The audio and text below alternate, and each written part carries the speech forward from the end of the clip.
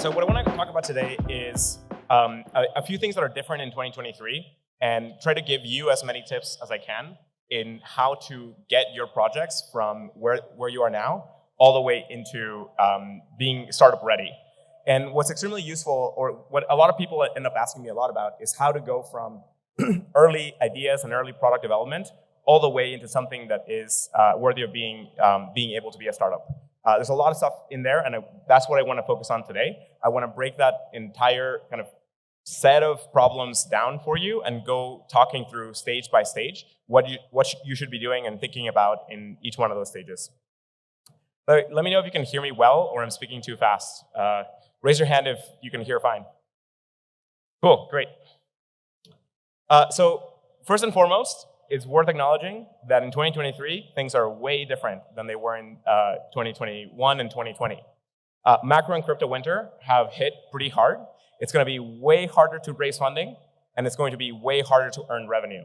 That means that it's going to be much more competitive, and it's going to be much more difficult to get users to really stick with your products. So definitely harder. However, one key thing here, thinking like entrepreneurs, how do you turn this into an advantage for you? Well, you're in India, right? The cost of living here is way lower. This can be a super advantage relative to the rest of the world.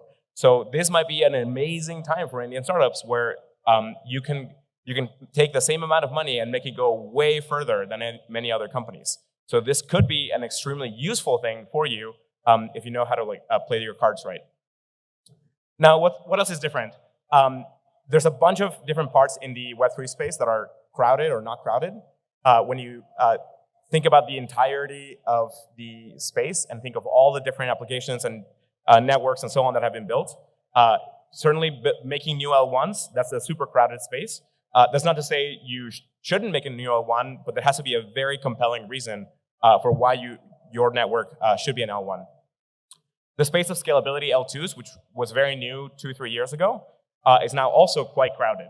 So unless your system can achieve scalability way beyond what everybody else is trying, this is also a pretty crowded space to go into. Even zero-knowledge L2s are pretty crowded. So again, unless you can have an extremely successful advantage relative to everything else, this is a quite crowded space.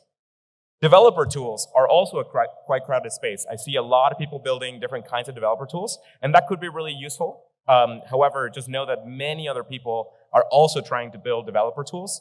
And so unless your tools interface and compose really well with others, you're going to hit like a pretty crowded space. Now, what's not crowded? Cloud infrastructure, so anything dealing with massive scale computation, massive scale infrastructure for different kinds of products. So one strategy is open up the AWS console, look at the products that are listed there, figure out what's different about that product, and look in the Web3 space. Does a product exist yet? If not, that's a good potential product to try. It's also not crowded to try use case specific infrastructure. So for example, if you're building infrastructure for, say, video use cases or infrastructure for audio use cases and things like that, those startups are being built now. And so you can think of those as not a very crowded space. And of course, consumer products. So think of all the kinds of things like social networks or games or e-commerce and so on, all of the kind of things that we use day to day in Web2 application land that have no analog in Web3, all of that stuff is not crowded at all. However, it's also pretty hard to build consumer products in Web3 still. So this is going to be, so definitely, it's a good time for it, but it might be hard to build this sort of stuff. So I want to go through all of the different stages of building a startup, and I'm going to break down a set of different features and what you should be thinking along the way. The reason I kind of wanted to structure it in terms of stages is because a lot of people that I've been talking to over the last week have described that they would love to turn their products into startup, but they don't know how, they don't know the playbook, they don't know the structure. Well, first and foremost, there's no straight up playbook. So the first thing that you should know about turning your new products and forging your own path is that as an entrepreneur, as a founder, and so on, you're going to have to create space for yourself. You're going to have to figure out a lot of things on your own, and often you won't find a playbook written or a structure written and so on. So the kind of loose structure that I'm going to give you today is very malleable and flexible. Startups vary a lot, and you're going to have to forge your own path. But hopefully this broad strokes set of stages can help you reason about the different parts and can connect you to a number of other resources that could be helpful in those places. So let's start with stage number 1. First off, you should start by learning a lot about the world. Good news, you've already been doing that for many decades at this point. So that's you're well on your way to success here. And what you want to be doing is learning a ton of concepts, both deep domains, like either deeply technical domains or design or product building, or even kind of the humanities, like different kinds of art or psychology and so on. All of those different areas can give you a lot of super valuable knowledge and skills to be able to think about a product or solving some problem that people have. You also want to be learning a lot of knowledge that you won't find in universities, knowledge that is not commonly taught in a bunch of schools and classes. By the way, that's kind of terrifying. In the future, we'll have drones flying everywhere. And so you want to learn a lot of concepts that are not well described in universities and classes and so on, but are well described on the internet. So one of the first things that you're going to have to do as a startup builder is to become what I like to call a super learner.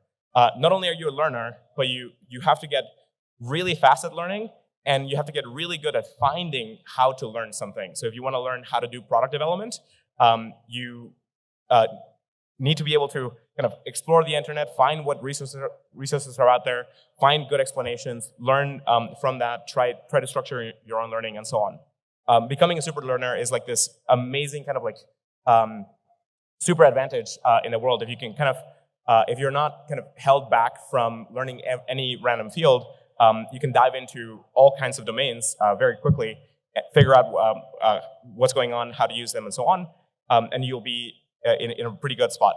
When it comes to startup building or product building or technology building and so on, you'll find that most of what you do is not well defined by other people, and so you'll have to learn an enormous amount from various different corners of the internet and of the world and so on. So investing deeply in just learning and your own learning rate and just connecting a lot of knowledge is a great place to start. Again, good news, you've been doing that for decades, so great, good job. But you'll just be doing a lot more of it. So a lot of students tend to think like, great, you go through classes in school, you finish school, and then kind of like your learning sort of stops and now you start working. That couldn't be further from the truth. Like you're always going to be learning. Your entire life is going to be learning, which is great. But if the sooner you get to be extremely good at learning, the better off you'll be in any domain that you try to tackle. And this is where kind of you can lean on a lot of online learning materials. So when you think about how to build products, how to build minimum viable products, we'll get into that in a moment, how to find product market fit, how to build a specific technology, how to use a technology, all of those materials are online and often, and you can find those, learn from those, and so on. Now, great, so that's kind of like the first stage, learn a lot about the world. The second stage is to experiment with a lot of ideas. So you want to be in a deep experimental space where you can try a lot of different concepts for potential products in a very low stakes way. You want to be able to kind of like free your mind from other constraints, focus on building a thing, try it out, see how it works, learn by doing, learn by building that, see whether it has legs, and if not, kind of move on to something else. And you want this to be kind of like as fast as you possibly can. You want a very fast feedback iteration loop here, where you want enough time to build something compelling, but not so long that it holds you back from building other stuff. So think of kind of, if you're interested in eventually building a product and a startup or something like that, think of this particular phase as an extremely precious moment where you're going to get to try to build a lot of things for a period of time. And through trying to build things, you can learn a lot about various different domains. You can learn a lot about product development. You can learn a lot about specific technologies, about the problems you're trying to solve, about specific markets, about specific domains, and so on. And you can use, there are many kinds of programs in the world that can help you in this experimentation phase. Of course, first and foremost, you can do this experimentation on your own. You can think about different ideas. You can sketch them out. You can kind of like try designing them, you can try building them, you can try publishing them on GitHub and so on. And tons of people in the world do that, and that's great. That kind of experimentation is really useful. But for many of us, what is really helpful is to create an environment that is both really fun and time-bounded and gives us a deadline to kind of have to make something. Enter hackathons, right? So hackathons are an amazing environment to experiment with ideas. This is a great place where you can kind of, again, learn a lot about technologies that you might be curious about, learn a lot about and consider ideas that maybe you thought were too far away or too impossible, but like the hackathon environment just frees your mind to be able to try those out. This is an extremely good, hackathons are extremely great places to do that kind of experimentation. Another thing that's really useful are things like requests for startups, where a lot of other groups that have thought about new business models that are kind of adjacent or new or about to be important can describe potential business ideas. And oftentimes you can find one of those there and be like, oh, wow, that's like super compelling. I want to go do that. Or other times you'll find that an idea that you had already considered is interesting to some group to fund, and then that can like help connect your interest to potential funding down the road. Now let's dive into hackathons for a moment. Why are hackathons so good? It's like this really amazing experimental loop. You come up with ideas, you design and build an idea end to end. You have to complete the thing. You have to like touch every single little part of the product that you're going to build. You have to like make it work, and you have to do it in a deadline. You have to finish the product, ship it, demo it to people.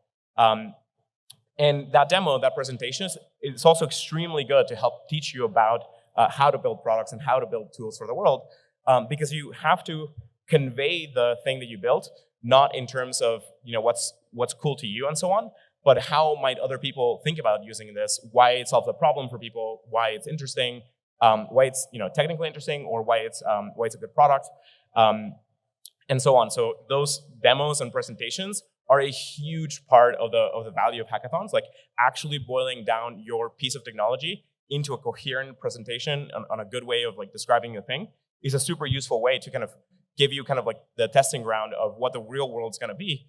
Because at the end of the day, even if you build an amazing product, but nobody knows how to use it or nobody hears about it, then it doesn't matter, right? So think of this presentation area as like a really good test case. And then of course, you're going to get a ton of feedback. So by building the thing, you're going to get a lot of feedback. First of all, from yourself. You yourself are going to be giving yourself constant feedback on the idea. Then other people you show the idea to are going to give you feedback. The entire structure of a hackathon has a judging component, which is designed to give you a bunch of feedback. You'll then present the thing to other people and so on. You'll get a lot of feedback from that. And so the entire structure of a hackathon gives you this really nice, well self-contained pipeline to be able to kind of come up with product ideas, design the thing end to end, and then end up with a complete product, or roughly complete for demo worthy, forces you to present it, and then you get a lot of feedback. Now, along the way, you're going to learn a ton. You're going to learn a ton about potential problems. You're going to learn about technologies or approaches. You're going to learn how to experiment. You're going to learn how various different technologies work. You're going to develop your skills and push your knowledge massively. And you're going to be able to discover all kinds of things that are potentially really interesting. And in that environment, you might find really interesting things that down the road you'll explore further, right? So in this hackathon today, you're getting exposed to all kinds of new and interesting ideas that you might then, even if you don't experiment with them now, you might experiment with them at the next hackathon or the one after that, and so on. So really kind of open your mind and be ready to learn a lot about various different things. One other critical component of hackathons is that you get to meet a lot of amazing people. You get to team up and work together on things. You get to kind of test working together under pressure, which is always really good to find great teammates. You learn a lot and grow together. You form more relationships across the room. You get to know many other people from around the world.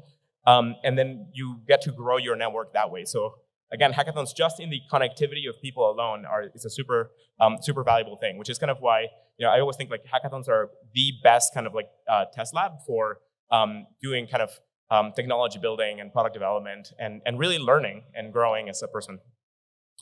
There's a ton of hackathons.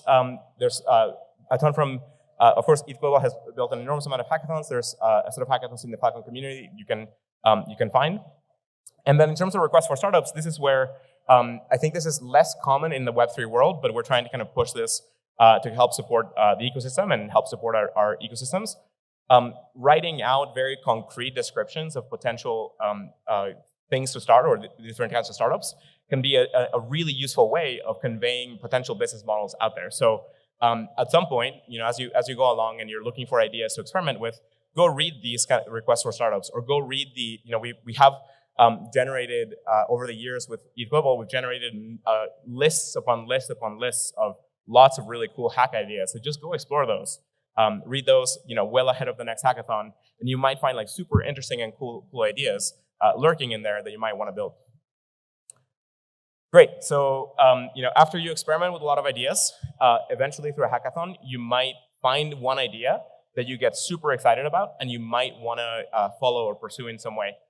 So now, of course, this won't happen. This is very unlikely to happen in your first hackathon. This usually is, your third or fourth or fifth, potentially your 10th or 20th hackathon. So, again, each one of these stages has like this loop piece, because you want to kind of stay in that stage and experiment a lot for a while before you kind of find like the really key valuable thing for to kind of move on to progress to the next stage. So now in validation, like suppose that you, through hackathons or other kinds of experimentation, you found a really cool idea that you think has potential, that you got some feedback on. A lot of people like are really excited by it. They say, hey, like that could really work as a thing. You want to try and develop it. Great, so now you get into kind of validation of that idea. Now, what hackathons don't do is they don't kind of teach you to think about the product itself from how is this product viable in the world. Hackathons are really good for kind of exploring a potential thing and describing it to the world, but they don't kind of like force you to kind of design a product with a direct end user component and so on. That's more like product design school or business plan competitions and those kinds of things. So now to go from really awesome hack to product and business or startup, you have to cross that barrier. You have to figure out what the product really has to be to solve a great problem. And so that means like figuring out things about the market, figuring out things about the potential users, figuring out what the problem really is, figuring out what other products exist out there that this is going to correspond to or interact with, what competition is out there, and so on. And this entire kind of like validation phase is well before you kind of like have a concrete product that you can then go actually start a company and start raising money for and so on. So this kind of validation phase is a little bit tricky because there isn't a good structure for it in the world. There isn't a set of programs like hackathons that gives you this. And so this is an area where really it's kind of like your interest in your idea that's going to push you through to get from here to the startup mode. Now, by these stages, usually people are either doing it themselves or in very small teams. So again, usually hackathons are somewhere between 1 and 4 people. Sometimes you get some larger groups, but in general, it tends to be like pretty small teams. Through this entire validation phase, you'll be in the same boat. It'll be a pretty small team, but now you'll have to be doing a lot more kind of research of the market space, research of the product, and so on. And out of that, what you want to do is you want to distill down a set of minimum requirements for the product. It's what I like to call a minimum product instead of a minimum viable product. So you want to get to like the very bare bones, like even before properly figuring out what is going to make it viable, just figure out the set of requirements and try to get like your early hacks or prototypes to get closer to that MVP. So it's kind of like somewhere in between a prototype and an MVP. Now, the good news here is that there are some resources and support and structure for this. This is where it's very difficult to now be in this stage. Once you have an idea and you want to pursue it, it's very difficult to do this while you have other jobs or while you're studying as a student and so on. You can definitely do it, and many people do, but it's definitely harder if you can't focus on it full time. This is where hackathon prizes are really helpful, because if you win a hackathon prize, that can maybe give you enough funding to be able to go and validate your product. Or this is where things called like next step grants are really useful, where you can get a little grant, so it's not yet investment funding or anything like that, but you can get a small grant to be able to validate whether or not this is a good product or a good idea, and so on.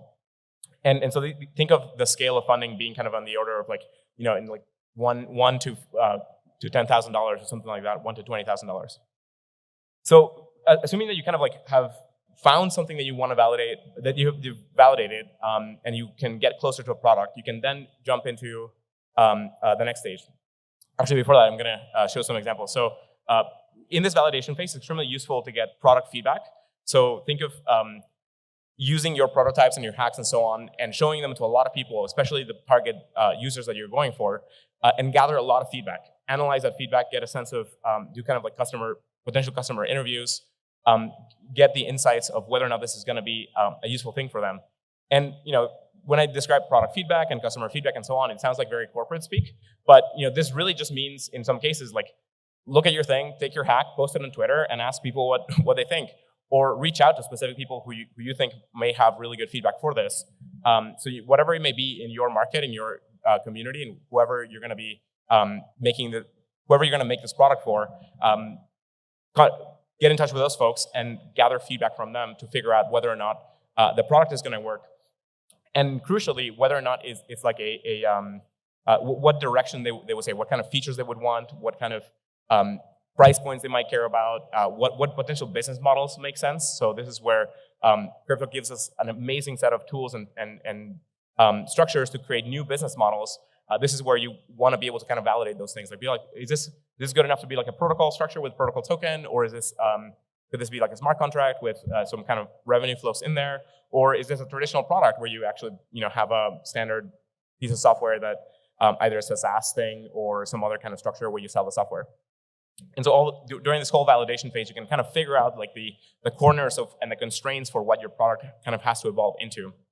And there's a ton of like stuff written out in the web for this. Like this is not usually that well taught in universities. There are some universities that do this well, but there are a ton of classes and materials out there in the world that you can access on how to do this validation. So just look on, search online for kind of product validation, and you'll find tons of materials and like video classes and books and blog posts and so on written about this.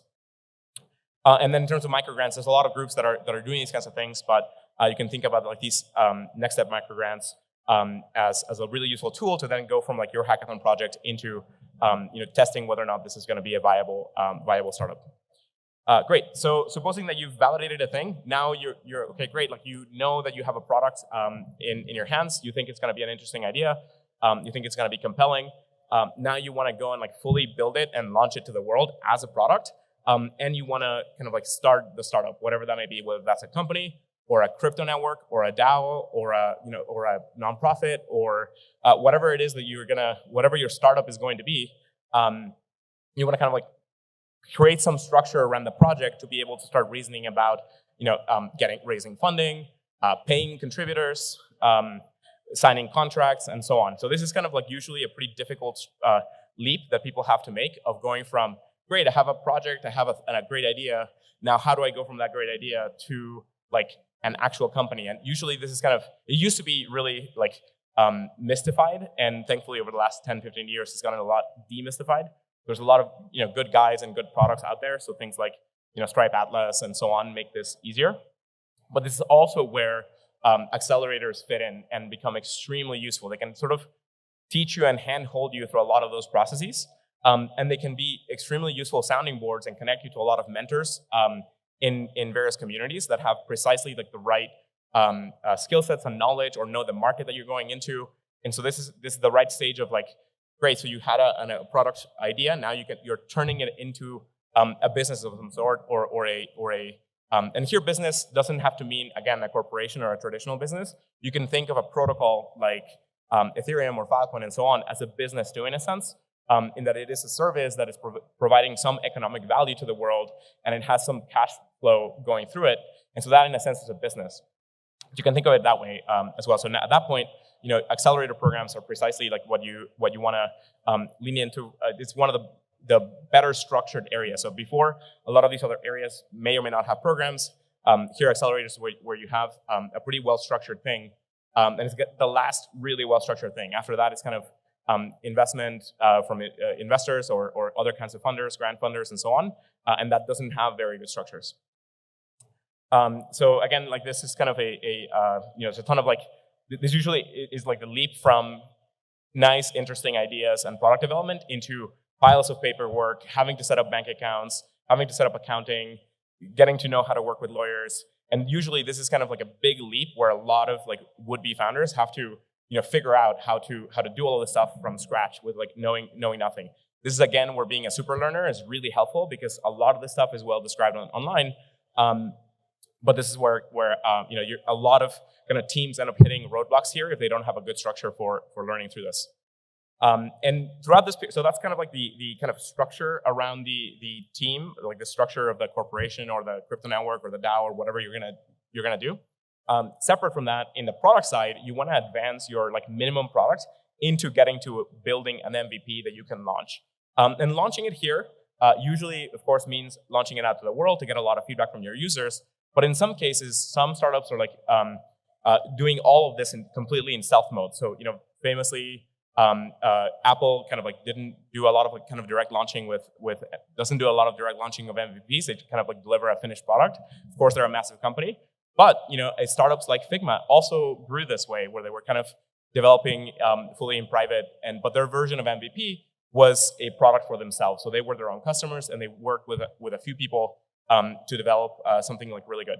Now that it's way harder to develop in secret and develop in a smaller circle and so on. You don't get a lot of feedback from the rest of the world. So usually, what if your product is kind of crypto native or Web3 oriented and so on, you want to lean into deploying it out into the world and launching it publicly. And usually, you can get to a pretty good state with your product, launch it out into the world, and start getting a lot of feedback. The kind of image in the bottom left is really useful.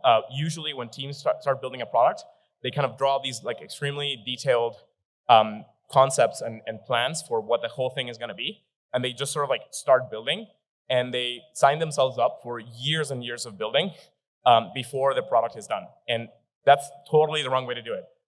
It's kind of like what feels more correct to do, because you kind of want to build a super high quality finished product, but that's not really what a minimum viable product is. In order to kind of test whether the thing is gonna work well and give yourself feedback, you want to have enough of each part to make the product kind of start.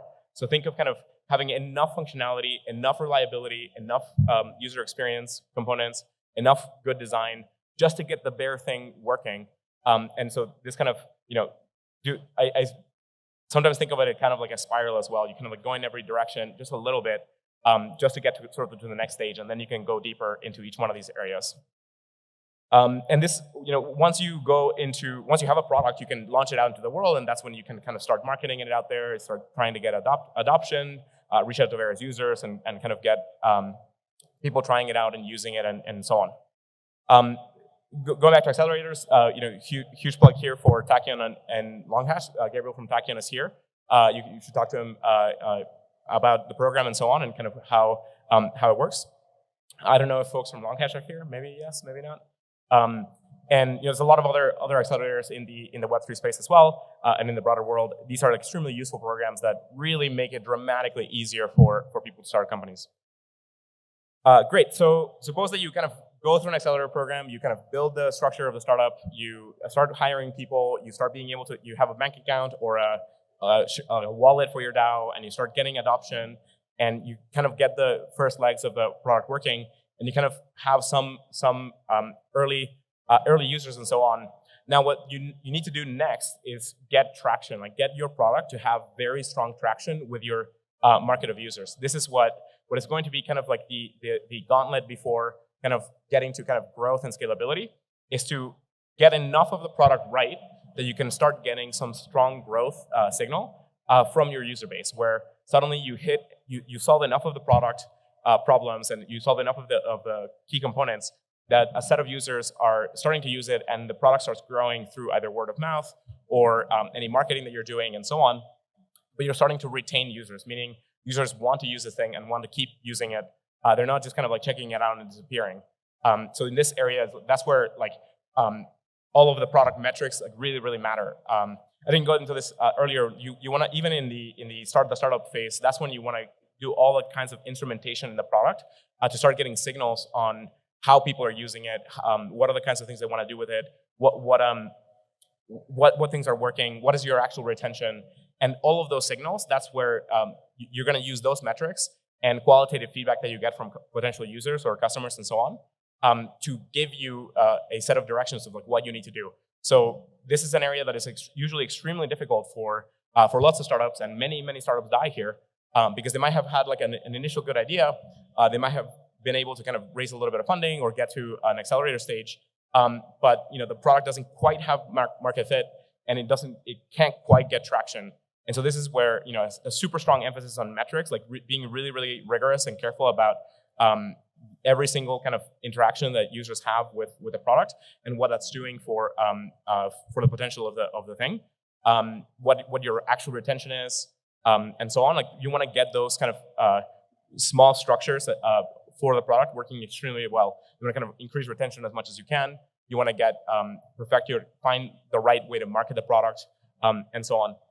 And usually you can do this with a pretty small team. So teams of these sizes are usually kind of in the 5 to 10 scale and so on. Now this area, this is where you go from kind of accelerator programs that are more structured into the fully unstructured land of like startups. And this is where, say, angel investors and so on fit in. In some cases, like some kinds of VC funds fit in here, but it's primarily kind of angel investors, so the first kind of super angels and so on. In this area, this is where, again, like product. Going into product feedback, this is an example of like the product, a more extensive version of the product feedback loop where you want to start instrumenting the data, instrumenting the product, analyzing the data, turning that into plans for features, turning that into implementations, and so on. And in this area, it's extremely difficult to prioritize because you're going to be thinking of just hundreds to thousands of potential features, hundreds of thousands of potential things that you might do. And this is where you really want to use the signal from the metrics to narrow down your priorities and know what's going to be most important for you to do. Your time is going to be precious because your team is not going to be very big. Your funding is not going to be very big.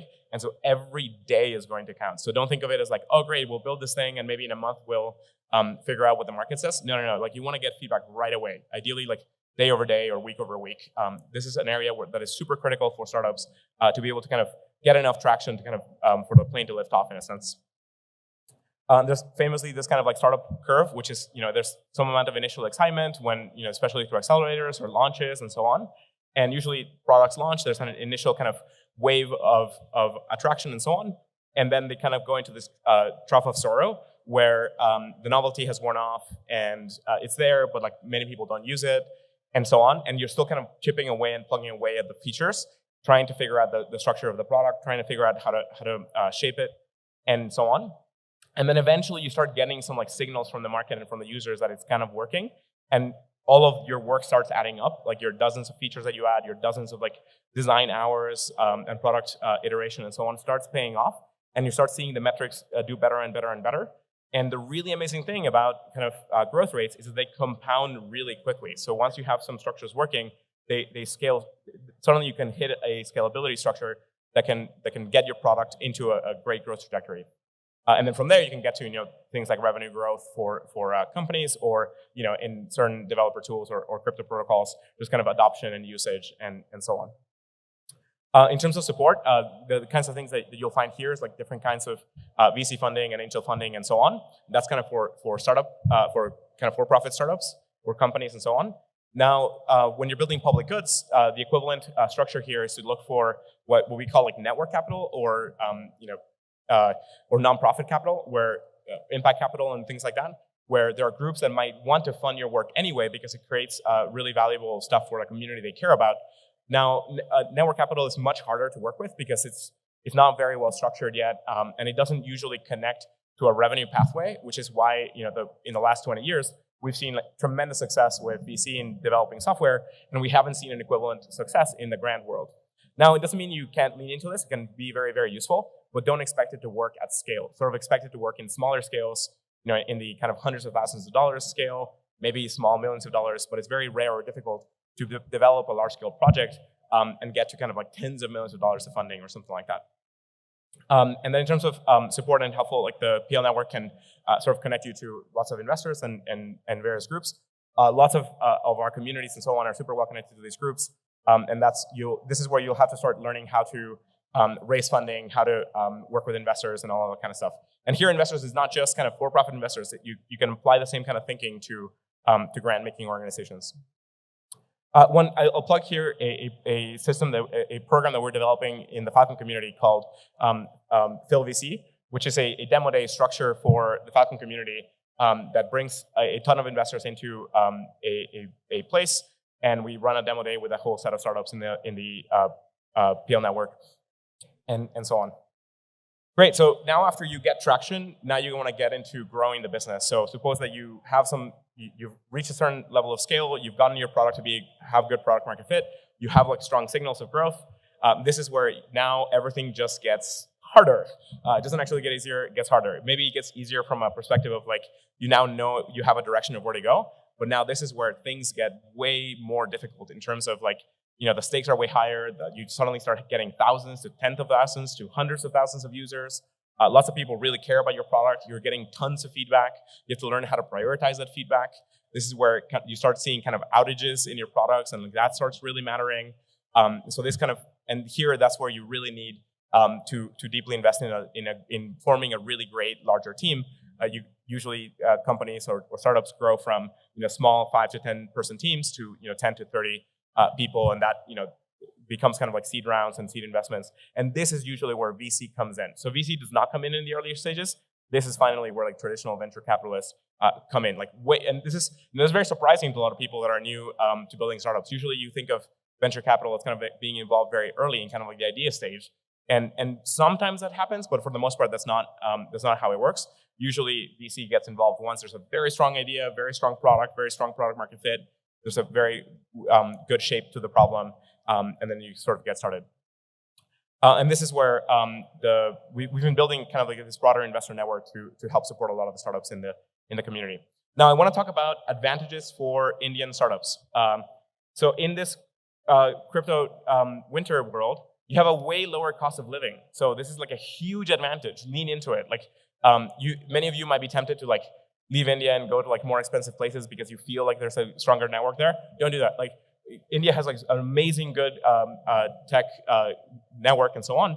And right now, especially in this moment in time, especially when the rest of the world has like this macro winter, being here might be extremely, extremely helpful for you. And you'll be able to recruit people in these areas and so on. Also, India is like super deeply technical. You have some of the most brilliant engineers and developers in the world here, like in high quantities, and this is a super advantage to almost any other country in the world. Now, you have less of like the startup ecosystem is pretty large, but there's less of a Web3 ecosystem. That's why we're here, we're kind of growing it. But here are some advantages. Now, I want to poll the room. I didn't put too many things here because I wanted to hear from you what you think are some advantages for the Indian ecosystem. So I want to like ask for a few ideas from the audience. Like raise your hands if you have like ideas of like what are the advantages for Indian startups that you want to kind of call out for this group. Like raise your hand if you can think of a few or one. And I'm gonna stay silent to make it awkward until I get one or two. Yeah.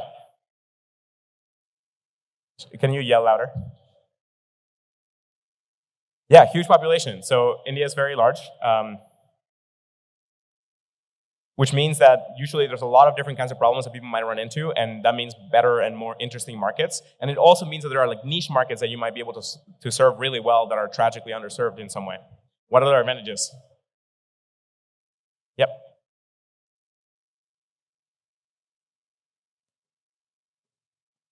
Yeah, so lots of people joining the internet. And so that means lots of people whose problems we haven't heard about before, who might need all kinds of products and tech. This also means you could work on infrastructure for connecting all of these people, right? So think of all of the areas in India that are not well connected. You could help connect those through crypto-powered systems. Think of Helium as an example of a kind of network that you could deploy here, or you could build a new network in India. All right, what other? I'll hear three more. Back there. One more time. Feedback diversity. Feedback and diversity? Feedback diversity. I still couldn't hear it, sorry. Feedback. Feedback? Diversity. Diversity? Great, yeah, okay, yeah, I got it. Yep, exactly right. So you have a super rich culture, super diverse culture with lots of different ideas, lots of different perspectives, lots of different areas of interest, and that's a super amazing strength for the Indian community. Two more? Growing economy. Yep. Growing economy. A growing economy, that's right. You have a super fast growing economy. That means many new sectors and industries are getting also wired up with software and so on. And this is an area where like it's highly dynamic and changing. Now, of course, like that comes with a lot of competition, but it also comes with a lot of opportunities. So absolutely right. Last one. Extremely low cost internet, very low cost 4G, extremely low cost 5G, low cost broadband. Yep. That was kind of like part of what I wanted to include at the top. But yeah, you're totally right. Like it's worth emphasizing again. Like that is such a huge advantage for Indian startups. Like you have no idea. Like when you compare a startup here to San Francisco, you have like a 5 to 10 to 20x advantage on them. So like really lean into it. Like it's super awesome. Since this was a repeat, I'll hear one more. Yep. Stable politics. Yeah. Yeah, so you are not in an environment that is like ravaged by war, right? Like that's super useful when you're trying to focus and build a product. So absolutely right. Great. With that note, like let's maybe move on for a moment. Now I want to kind of like tell you a bit about kind of like the power and utility of networks and building network and how networks can help you build a tech. And for doing that, I wanted to introduce you to 3 really awesome people that are in the audience that are started in ETH Global Hackathons.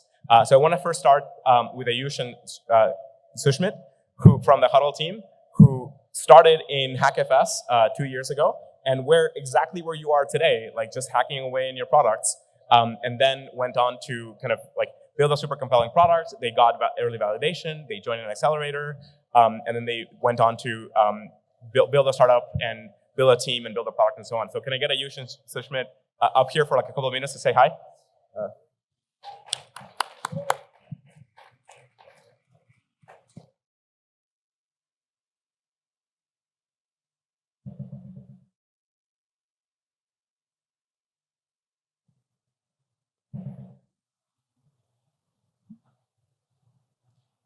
Awesome. Can you very briefly, like in say 1 minute each, kind of tell a little bit about your story, especially when you were, what brought you to the hackathon and how you went from the hackathon to building a product? Starting with you, Ayush. Hi, hey everyone. Great to see you all. So the journey of myself going into a hackathon started off. So I'm an electrical engineer by my education, graduated in 2016. Did a lot of work, product and growth in a lot of B2C based startups in Indian based communities, very Web2 based. And then in 2019, and I started seeing a lot of hackathons which are happening by ETH Global. And that's where I saw that in HackFest 2020, that a lot of people were building a lot of stuffs. And that's where I and Sushmit came together. We're like, everybody's talking about decentralization, Web 3.0, but all their meetings are happening over centralized video conferencing platforms.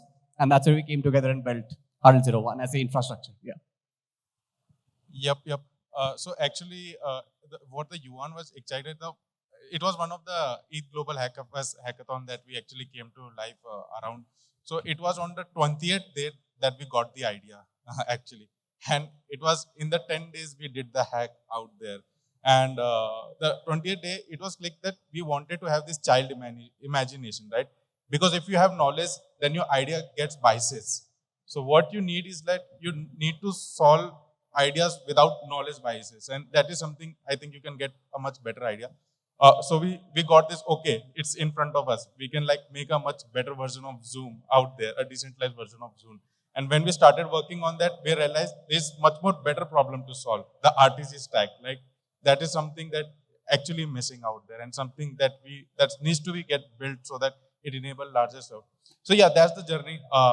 Hackathons are like hyper competitive thing. If you survive this competition, you can survive the external competition. And then you go to accelerators, right? So in accelerator, what happens is that the product in hackathon is something that you want to build. But in accelerator, it is the product that the world wants, right? So you need this synergy between two.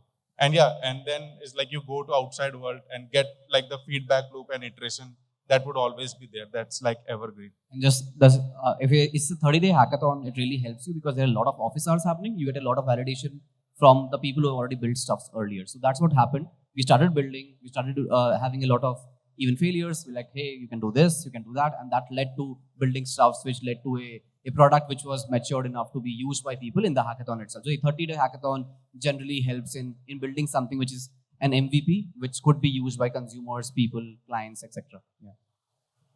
Thank you. First of all, does this map of the stages like fit well with what you were doing? Yeah, absolutely. So this is how, if we just talk about it, this is how we started off. When we knew about that, we have to go into the hackathon. We had to learn WebRTC first as a protocol. We didn't know WebRTC earlier. And since it was a very long stage hackathon, we got time for essentially like 5 days to just learn more about it, iterate into it. And then as we move forward into it, we had a couple of ideas on what we can do in the hackathon. That means if we are building a video conferencing platform, what kind of where we are catering towards, which kind of category? Is it education? Is it Web3 native, NFT-based communities? And then we moved on to an accelerator. Gabriel is here. We had a chat with Gabriel, and then we got into Techion.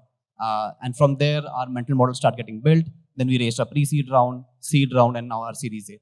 So that's the overall journey like, yeah. Awesome, thank you. And huge congrats, by the way. Like, really amazing to see all your progress in 2 years. It's so cool going from hackathon hack to where you are now. Huge round of applause for these guys. Yeah.